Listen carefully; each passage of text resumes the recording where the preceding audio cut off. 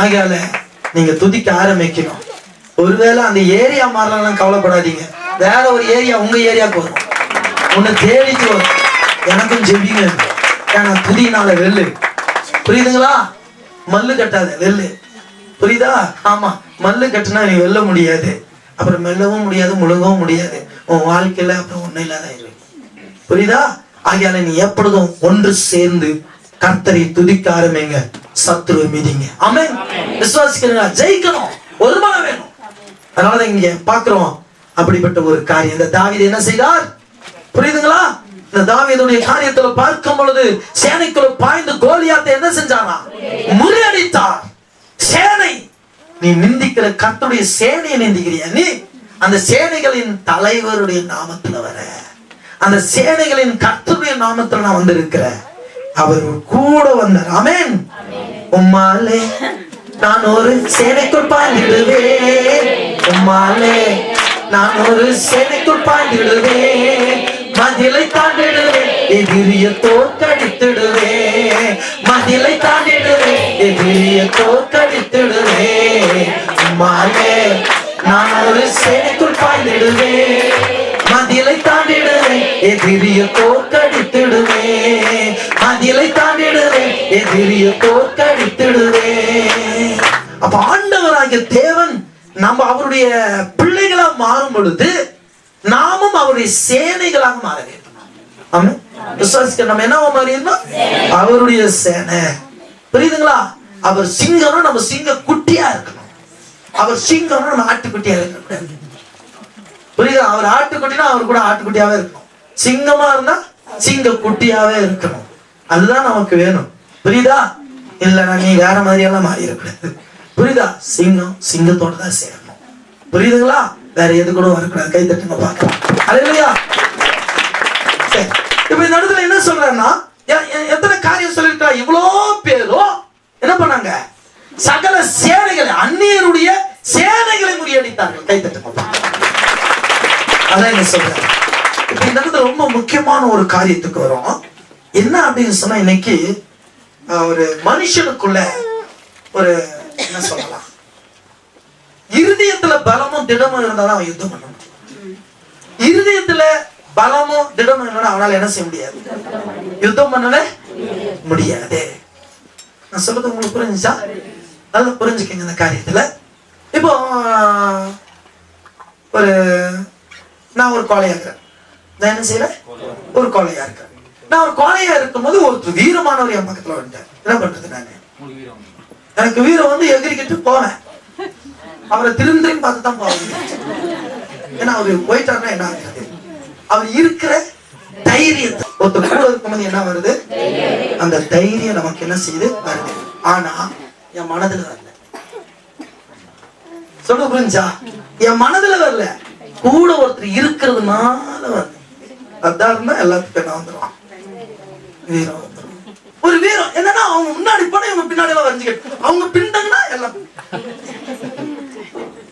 ஒரு வீர மாமுனி வந்தா தானே எல்லாத்துக்கும் வீரமே வரும். சரி போட்டோம். இப்ப எதுக்கு சொல்றேன்னா, இந்த இயேசு கிறிஸ்து நமக்குள்ளவே வந்துட்டார். எப்படி சொல்ல புரியுதா? அந்த இயேசு கிறிஸ்து, அங்க இருக்கிற இயேசு கிறிஸ்து, ஒருத்தர் வீட்டுல போய் ஒருத்தர் ஜெபம் பண்றாங்க, படம் வச்சு பெரிய இயேசு கிறிஸ்து படம், அதை வச்சு எஸ்ப்பா எனக்கு எல்லாம் செய்யுங்கப்பா, எனக்கு எல்லாம் செய்யுங்கப்பா, எனக்கு எல்லாம் செய்யுங்கப்பா அப்படி ரொம்ப ஜெபம் பண்ணிட்டு இருந்தாங்க, வேண்டிக்கிட்டு இருந்தாங்க, கதறி அழுது கொண்டு.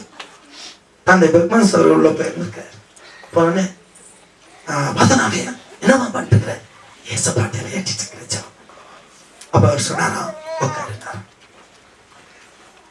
இந்த இயேசு கிறிஸ்து இங்க ஜெபிச்சிட்டேன், நீ எங்கேயோ ஒரு இடத்துக்கு போயிட்ட, அங்க இந்த படம் இல்ல, எதை பார்த்து ஜெபிப்பேன்னு கேட்டார். அதனால அங்க இருக்கிற இயேசு இங்க வந்துட்டாருன்னா உன் கூட வரல, எங்கனாலும் கை தட்டி கர்த்தரை மகிழ்ச்சி. அங்க இருக்கிற இயேசு கிறிஸ்து இங்க வந்துட்டாருன்னா நீ எங்க வேணாலும் செய்யலாம், போலாம். அது மாதிரிதான் நம்ம இன்னைக்கு ஆண்டவரை தூரம் வச்சுக்கிட்டு தான் பயந்துட்டு வாழ்ந்துட்டு இருக்கிறோம், நமக்குள்ள கொண்டு வந்து வைக்கல. அவருடைய வார்த்தைகள் அத்தனையும் நமக்குள்ள வந்துருச்சுன்னு சொன்னாலே வீரம் வந்துடும், திடம், மன தைரியம். கைத்தட்டி கர்த்தரை மகிழ்ச்சி. அதனால ஆண்டவர் யோசுவா பார்த்து, மோசே இல்லைன்னு கவலைப்படாத, மோசேவோடு கூட இருந்தவர் நான் உன் கூட இருக்கேன். நான் உன்னை விட்டு விலகுவதில்லை, நான் உன்னை என்றும் கைவிடுவதில்லை, உன்னை விட்டு விலகுவதில்லை, நான் உன்னை என்றும் கைவிடுவதில்லை. திகையாதே கலங்காதே மனமே, நான் உன்னுடன் இருக்க பயமே. திகையாதே கலங்காதே மனமே, நான் உன்னுடன் இருக்க பயமே. கண்ணீர் யாவையும் துடைத்திடுவேன், கண்ணீர் யாவையும் துடைத்திடுவேன், உன் கவலைகள் யாவையும் போக்கிடுவேன், உன் கவலைகள் யாவையும் போக்கிடுவேன். நான் உன்னை விட்டு விலகுவதில்லை, நான் உன்னை என்றும் கைவிடுவதில்லை. ஆமென். இப்படிதான் சொன்னாரு. யார்கிட்ட? ஜோசுவா கிட்ட. இப்ப நம்மள பார்த்தா அதான் சொல்றேன், நான் உன்னை விட்டு விலகுவதில்லை, கைவிடுவதில்லை. ஏன்னா உள்ளத்தை திடப்படுத்துறார் ஆண்டவர். மன தைரியம் மிக மிக முக்கியம். இதுல ஒரு வசனம் சொல்லுகிறது, வாசித்து பாருங்க. நீதிமொழிகள் 15ஆம் அதிகாரம் 13ஆம் வசனம். மனமகிழ்ச்சி முகமலர்ச்சியை தரும், மனோ துக்கத்தினாலே ஆவி முறிந்து போம். மன துக்கத்தினாலே ஆவி முறிந்து போகும்.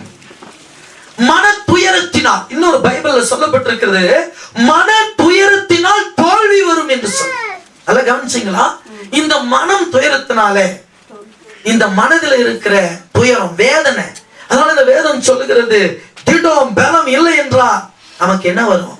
தோல்விதான் வரும். ஏன்னா மனதிலே நமக்கு என்ன இருக்கணும்ன்றத சொல்ற, தைரியம் இருக்க வேண்டும். பாருங்க, மன மகிழ்ச்சி முகமலர்ச்சியை தரும், மனோ துக்கத்தினாலோ ஆவி முறிந்து போகுனா நம்முடைய உள்ளம் என்ன ஆகும்? தோல்வி அடையும். உங்க மனம் தைரியம் இல்லைன்னா கண்டிப்பாக எல்லா விஷயத்திலும் தோல்விதான் வரும். உங்க மன தைரியம் அதிகமாக இருக்க வேண்டும். அந்த மன தைரியம் அதிகமா இருக்கணும்னு சொன்னா அந்த வசனத்தினுடைய என்னது? மன மகிழ்ச்சி. கைதட்டுங்க பார்க்கலாம். உனக்கு மன மகிழ்ச்சி வருமானால் அந்த இயேசு கிறிஸ்து உனக்குள்ள வந்தாதான் மன மகிழ்ச்சி நல்ல மருந்து, மன மகிழ்ச்சி நல்ல மருந்து. மன்னித்து அணைத்துக் கொண்டா, மகனாய் ஏற்றுக்கொண்டா, மன்னித்து அணைத்துக் கொண்டா, மகனாய் ஏற்றுக்கொண்டா,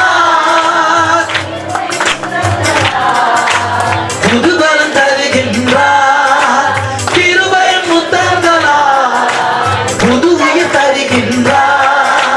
கோடி நன்றி பாடி கொண்டாடுவோம், கோடி நன்றி பாடி கொண்டாடுவோம். மனமகிழ்ச்சி நல்ல மருந்து, மனமகிழ்ச்சி நல்ல மருந்து, மனமகிழ்ச்சி மனமகிழ்ச்சி. இதயங்கள் மகிழட்டும், முகங்கள் சிரிக்கட்டும், முகங்கள் மலரட்டும். மனமகிழ்ச்சி நல்ல மருந்து, மனமகிழ்ச்சி நல்ல மருந்து. ஆமென்.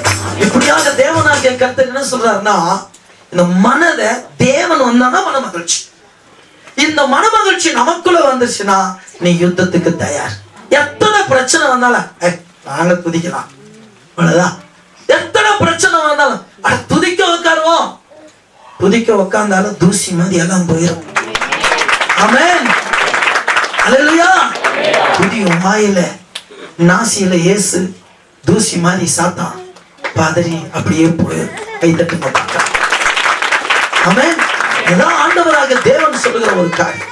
ஐயால இந்த மனம் என்ன ஆகக்கூடாது? உனக்கு பலவீனப்படக்கூடாது. மனம் என்ன ஆகக்கூடாது?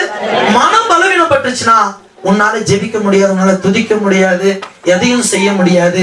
உனக்குள்ள இயேசு வந்தாதான் அது ஆசீர்வாதம், இல்லை என்றால் எல்லாம் போயிடும். புரியுதுங்களா? அதனால கிறிஸ்துவுக்குள்ள வாழ்ற வாழ்க்கை தான் நமக்கு வெற்றி தரும். கை தட்டுங்க பார்க்கலாம். அல்லேலூயா. நீதிமொழிகள்ல 17ஆம் அதிகாரம் எடுத்துக்கொள்ளுங்க. நீதிமொழிகள் 17:22. மனமகிழ்ச்சி நல்ல ஔஷதம், முறிந்த ஆவியோ எலும்புகளை உலர பண்ணும். என்ன சொல்றாருன்னா, முறிந்த ஆவியோ எலும்புகளை உலர பண்ணும் என்று சொன்னால் வாட்டமுற்ற மனநிலை. அப்படின்னா மனம் வாடி இருக்கு இல்லையா, மனம் வாடி இருக்கு. அதான் வாட்டமுற்ற மனநிலை என்ன செய்யுமா, எலும்பையும் உருக்கி விடுமா. அந்த அளவுக்கு உனக்கு பலம் இல்லாம போயிடும். எலும்புல கூட என்ன இருக்காது, பலம் இல்லாம போயிடும். அதனாலதான் ஆண்டவர் சொல்றாரு, உன்னுடைய மனம் தைரியப்படு, உன் இருதயத்துல என்ன பண்ணு, தைரியமா போராடு. புரியுதா? ஆண்டவர் சொல்றாரு, நீ போராட நெஞ்சமே புகலிடம் மறந்துட்டியா? நீ புகலிடம் மறந்ததுனாலதான் என்ன பண்ற, வேதனையிலேயே மூழ்கிட்டு இருக்கிற. எதை குறிச்சு என்ன செய்யக்கூடாது, சோர்ந்து போக கூடாது. ஜெயிப்பேன், என் கர்த்தருடைய நாமத்தை வைத்து எதையும் நான் ஜெயிப்பேன். கர்த்தருடைய நாமத்தினால சேனைக்குள் பாய்ந்து வெற்றி பெறுவேன். கை தட்டுங்க பார்க்கலாம். இதெல்லாம் உங்க வாயில விசுவாச அறிக்கை வர வேண்டும். நீதிமொழிகள் 18:14 வாசிங்க. மனுஷனுடைய ஆவி அவன் பலவீனத்தை தாங்கும். பாத்தீங்களா, மனுஷனுடைய ஆவி அவன் பலவீனத்தை தாங்கும், முறிந்த ஆவி யாரால தாங்க கூடும். நல்லா கவனிக்க வேண்டும். இன்னொரு பைபிள்ல சொல்லப்பட்டிருக்கு, மன வலிமை நோயை தாங்கிக் கொள்ளுமா. மன வலிமை என்ன செய்யும், நோயை தாங்கிக் கொள்ளும். மன வலிமை, இந்த மனம் நமக்கு என்ன ஆகும், நல்ல பலமா இருந்தா, வலிமையா இருந்தா நோய், எந்த நோயும் கூட என்ன செஞ்சுக்கலாம், தாங்கி. சில பேர் பாருங்க, கொஞ்சம் ஊழிங்க ரத்தம் வந்துச்சுன்னா போதும், பார்த்து அழுகுவாங்க. கொஞ்சம் அது மாதிரி கொஞ்சம் வியாதி வந்தா அப்படியே அழுக. அது ஒரு ஊழியக்காரி இருக்கா. வியாதி வந்தா என்னன்னு சொல்ல மாட்டாங்க, அழுகுவாங்க. இப்படி ஒரு ஊழியக்காரி இருக்கு. எதுக்கு இதை சொல்றேன்னா, இன்னைக்கு மனதில் பல போராட்டங்கள் சிக்கல்கள் வரும் பொழுது உனக்கு அந்த இடத்துல வலிமை, நோய்களை தாங்கும் சொன்னா, எதிராளிகளால வருகிற நமக்கு பல பிரச்சனை உன்னால தாங்க முடியும். கைத்தட்டுங்க பார்க்கலாம். அடுத்த வார்த்தை என்ன சொல்றாங்கன்னா, மன புண்பட்டால் அதை குணப்படுத்த யாரால இயலும்.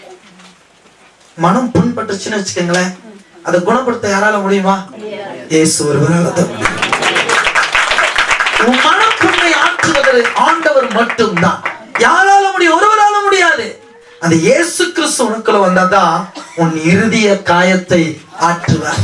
நல்ல சமாரியன் இயேசு என்னை தேடி வந்தாரே, நல்ல சமாரியன் இயேசு என்னை தேடி வந்தாரே, காயம் கட்டினாரே, தோள் மேல் சுமந்தாரே, நல்ல சமாரியன் இயேசு என்னை தேடி வந்தாரே, நல்ல சமாரியன் இயேசு என்னை தேடி வந்தாரே. ஆமென். இப்படி தேவனாகிய கர்த்தர் நம்மளை தேடி வந்து சுகத்தை கொடுக்கிறவர், நம்முடைய இறுதிய காயங்களை ஆற்றுகிற ஒரே ஒருவர் இயேசு கிறிஸ்து மட்டும்தான். ஆமென். விசுவாசிக்கிறீங்களா? அப்போ ஆண்டவர் சொல்றாரு, உன் இருதயத்துல என்னை கொண்டு வந்தால் புண்படுத்துகிற வார்த்தை எல்லாம் நீ எதிர்த்து அதை செயல்படுவ. புரியுதா நான் சொல்றது? குத்தணும் நான் சிக்கன் வந்து கச்சுக்கணும் போயிடு. அப்படி என்ன செய்யக்கூடாது, ஏதோ ஒரு வார்த்தை பட்டுக்குன்னு அடிக்கும், இங்க உடனே மயக்கம். என்னாச்சு, பயந்துட்டு அந்த வார்த்தை சோர்ந்துட்டு அந்த வார்த்தை. இதுதான் எனக்கு நடக்குது. அந்த வார்த்தை வந்தாலும் கூட உன் இருதயத்தை பாதிக்காத அளவுக்கு நீ ஒரு கவசத்தை போடணும், மார்க்கவசம்.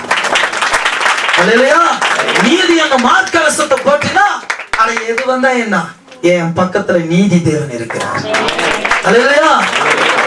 நீதி செய்பவர் இரக்கமுள்ளவர், மனதுருகும்படி காத்து நடத்துவார். புரியுது? அப்ப என்னன்னா, இன்னைக்கு நீதி செய்யறவர் நம்ம கூட இருக்கும் போது ஏன் கவலைப்படணும்? கை தட்டுங்க பார்க்கலாம். இருதயத்தில் அவர் இருக்கிறாரு, நீ பயப்படணும் அவசியம் இல்லை. ஏன்னா உனக்குள்ள அவர் வந்து விட்டார். அதுதான் நமக்கு ரொம்ப முக்கியம். ஆகையால இங்க சொல்லப்பட்டிருக்கிற தாவீதுக்கு எத்தனையோ மனக்காயங்கள் இருந்தாலும் அவர் சோர்ந்து போகவில்லை. கை தட்டுங்க பார்க்கலாம். என்ன பண்ணல? சோர்ந்து போகல.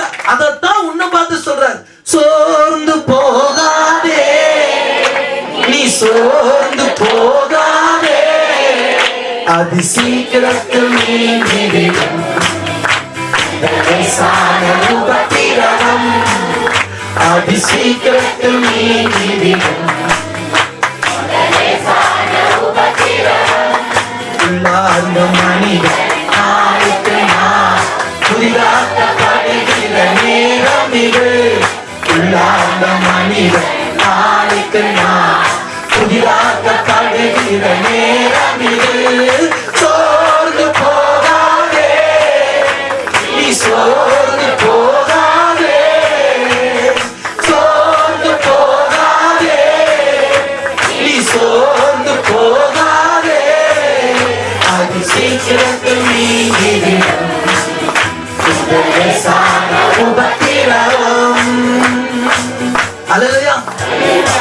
எல்லாமே நீங்கி போகிற. அதனால இந்த தாவீதுக்கு வந்த சோர்ந்து போகிற நேரம் எல்லாம் கர்த்தரை நோக்கி கூப்பிட்டார்.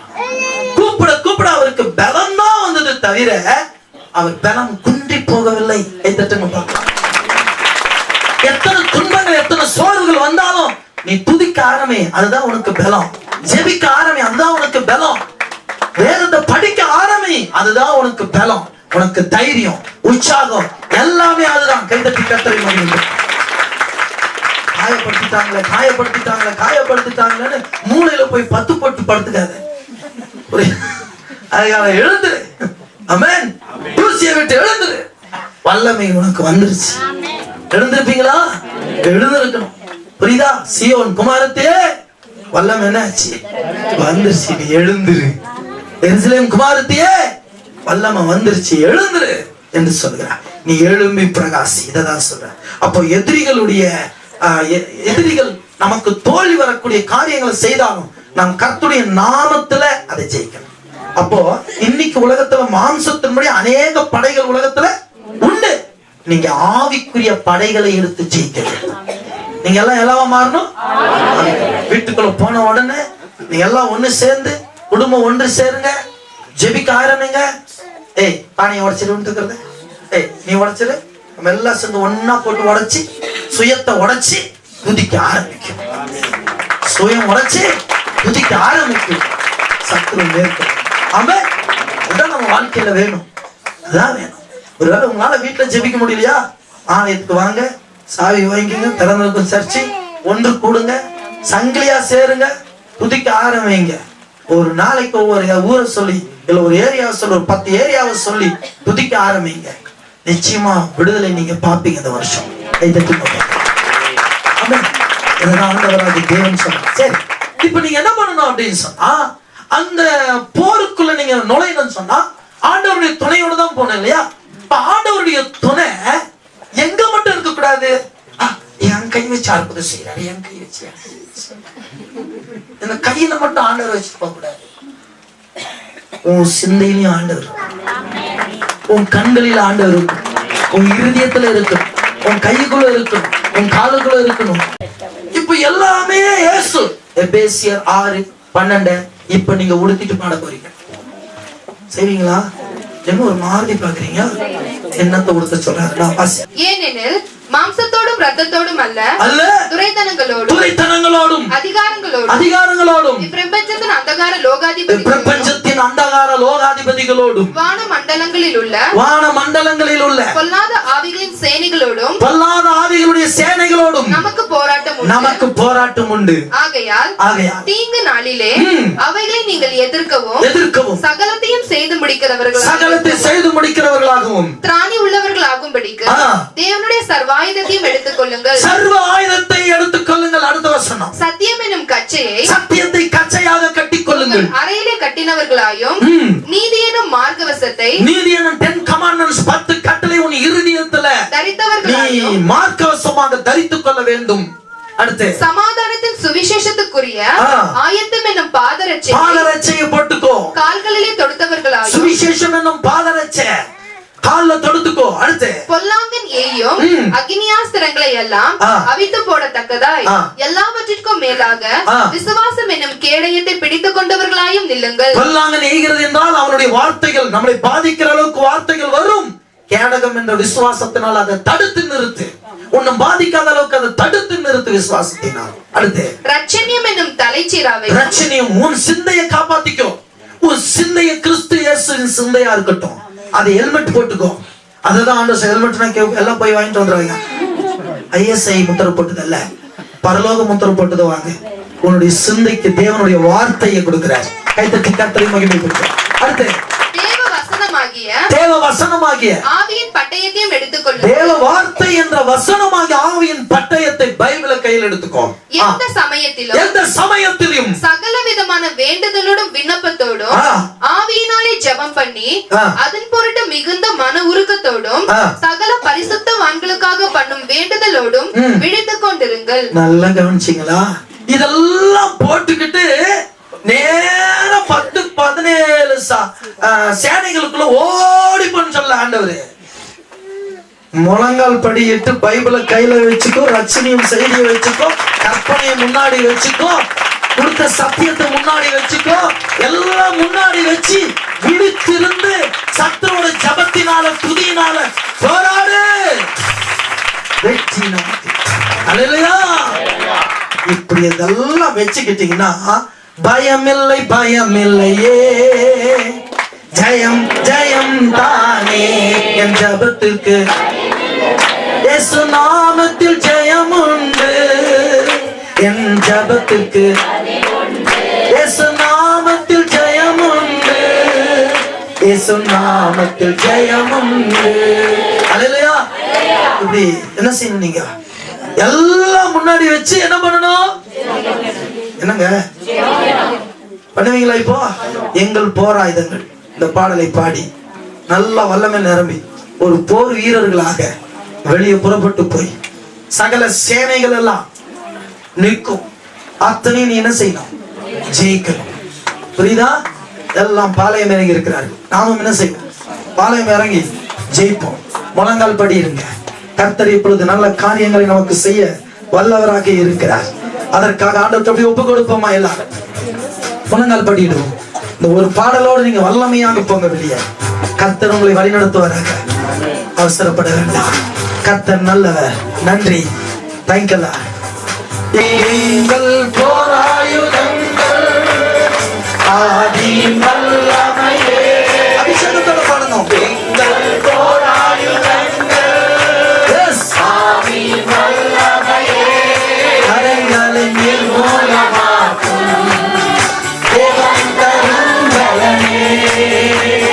கரங்களின் மூலமாக்கும் தேவன் தரும் பலனே. கிறிஸ்துவுக்குள் வாழ்வதனால் வெற்றி நிச்சயமே. கிறிஸ்துவுக்குள் வாழ்வதனால் வெற்றி நிச்சயமே. எங்கும் எழுப்புதல் இந்தியா கிறிஸ்டியா. எங்கும் எழுப்புதல் இந்தியா கிறிஸ்டியா. உங்கள் போராயுதங்கள் ஆதி வல்லமையே. எங்கள் போராயுதங்கள் ஆதி வல்லமையே. கரங்களின் மூலமாக்கும் தேவன் தரும் பலனே.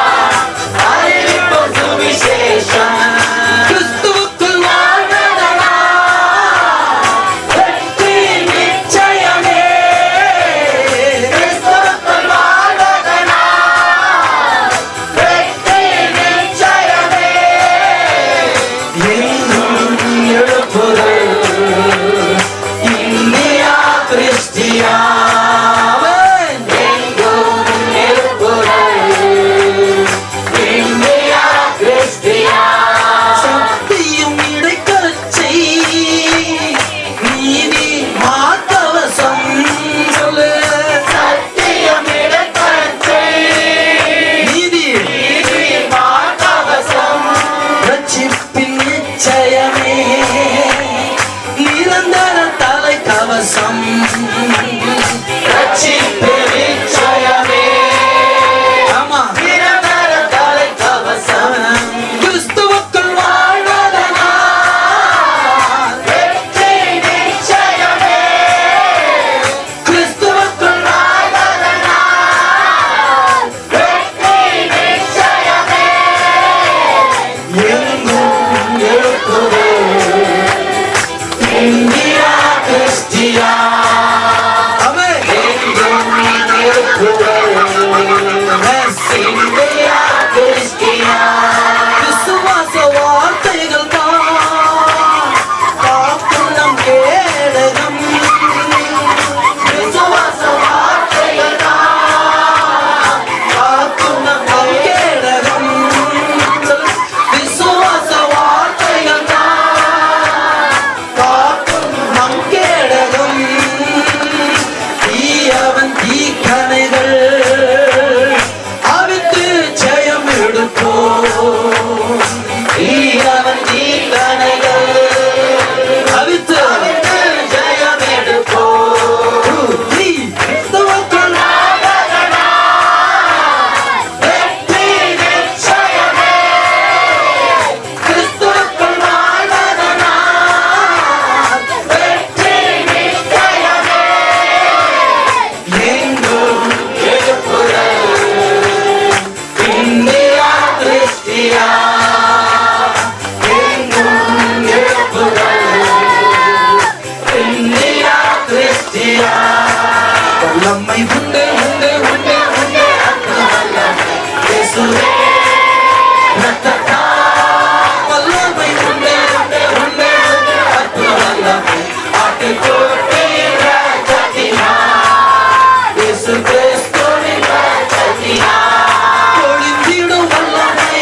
உன்னதத்தின் வல்லமை, ஆவியின் வல்லமை, அக்கினியின் வல்லமை. பொழிந்திடும் வல்லமை, உன்னதத்தின் வல்லமை, ஆவியின் வல்லமை, அக்கினியின் வல்லமை. பொழிந்திடும் வல்லமை, உன்னதத்தின் வல்லமை, ஆவியின் வல்லமை, அக்கினியின் வல்லமை. பிள்ளைகளுக்கு பொழிந்திடும் வல்லமை, வல்லமை இறங்கட்டும். அபிஷேகத்தை ஊற்றுங்க. சத்துவ நெருக்கல அதிகாரத்தை ஒவ்வொரு பிள்ளைகளுக்கும் கட்டளையிடுங்க. புதிய ஆணையை கொடுத்துங்க. ஜப ஆணையை ஊற்றுங்க. வல்லமையை கொடுங்கப்பா. பலங்களை கொடுங்கப்பா. அபிஷேகத்தை ஊற்றுங்க. எஸ், ஒவ்வொரு வீட்டிலையும் சத்துரு ஓடணும், பேய்கள் ஓடணும், நோய்கள் ஓடணும்.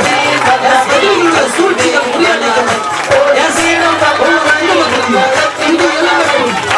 ஜபம் எழும்பட்டும். வேத வாசிப்புகள் எழும்பட்டும். எழுப்புதல் உண்டாகட்டும். எஸ், அப்பா, ஒவ்வொரு ஏரியாவும் பிள்ளைகள் இருக்கிற ஏரியாவில் ஜனநாயகி ஊற்றுங்கப்பா. எஸ், எல்லாரும் விடுதலை பெறணும். அபிஷேகத்தை பெறணும். எஸ், நிரப்பும். எஸ், நிரப்புங்க. Yes, yes. நிரப்புங்கப்பா.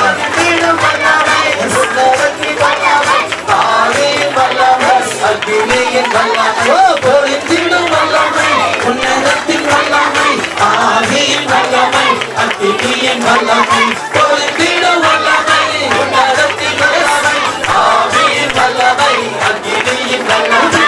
பொழிந்திடும் வல்லமை, உன்னதத்தின் வல்லமை, ஆவியின் வல்லமை, அக்கினியின் வல்லமை. பொழிந்திடும் வல்லமை, உன்னதத்தின் வல்லமை, ஆவியின் வல்லமை, அக்கினியின் வல்லமை.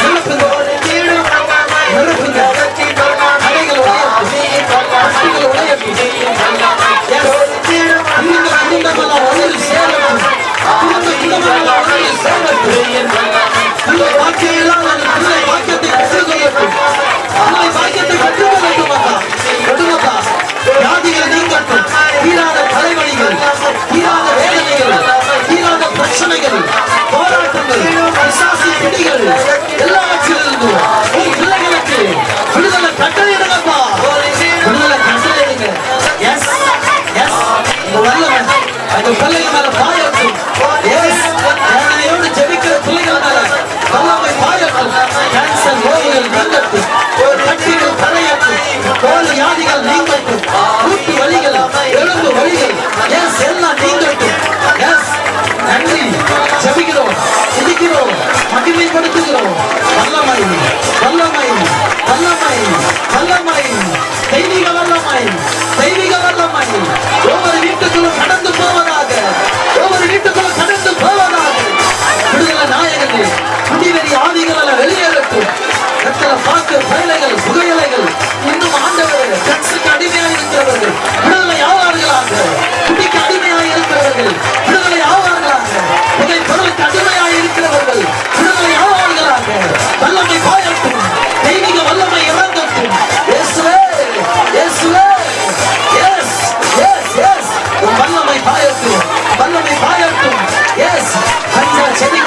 விடுதலையானவர்கள் எல்லாம் விடுதலை ஆவார்களாக, விடுதலை ஆவார்களாக. கர்த்தருடைய வல்லமை பாயாட்டும், ஆண்டவரே உம்முடைய மகிமை விளங்கட்டும். பாக்கிகளுக்கு அடிமையாய் இருக்கிறவர்கள் விடுதலை ஆவார்களாக. எஸ், ஒவ்வொருவரும் விடுதலை ஆவார்கள்.